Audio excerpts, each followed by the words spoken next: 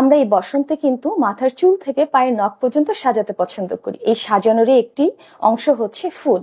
এই সময় দেখা দেয় ফুলের রেণু থেকে পোলেন অ্যালার্জি। সুতরাং যাদের পোলেন অ্যালার্জি আছে সেই ফুলগুলো তারা অ্যাভয়েড করবেন। এখন কিন্তু প্লাস্টিকের তৈরি এবং কাপড়ের তৈরিও ফুল পাওয়া যায়, সেগুলো ব্যবহার করতে পারেন, সেগুলোর গহনা পড়তে পারেন। তবে এগুলোতে যদি মেটাল থাকে এবং কারো যদি মেটাল বা নিকেল অ্যালার্জি থাকে তাহলেও কিন্তু এগুলো একটু পরিহার করতে হবে। এই সময় নিকেলের তৈরি বা মেটালের গহনাও পরা হয় এবং ছেলেদের ক্ষেত্রে তারা ঘড়ি, চেইন, বেল্ট, জুতো বা পাঞ্জাবির বোতামেও কিন্তু এই ধরনের নিকেলগুলো থাকে। তাই যাদের এ ধরনের অ্যালার্জি আছেন সতর্ক হবেন পোশাক, মেটাল, গহনা নির্বাচনে। সারাদিন ধরে অনুষ্ঠান এবং এই বিশেষ দিনটিতে পুরো বিশ্বজুড়ে অনুষ্ঠিত হয় ভালোবাসা দিবস।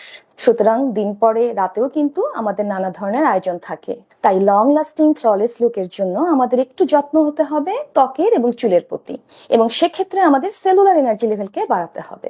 আর দুটো পরামর্শ দিচ্ছি, সেটি হচ্ছে দিনের বেলায় আপনার সানস্ক্রিন ব্যবহার করতে ভুলবেন না। ছেলে এবং মেয়ে উভয়ই এমন সানস্ক্রিন ব্যবহার করবেন যেটি আপনাকে সান প্রোটেকশন দেবে, আপনাকে ইনফ্রারে ইউভি রে থেকে প্রোটেক্ট করবে এবং সেই সাথে একটু প্রাইমারের কাজও করবে।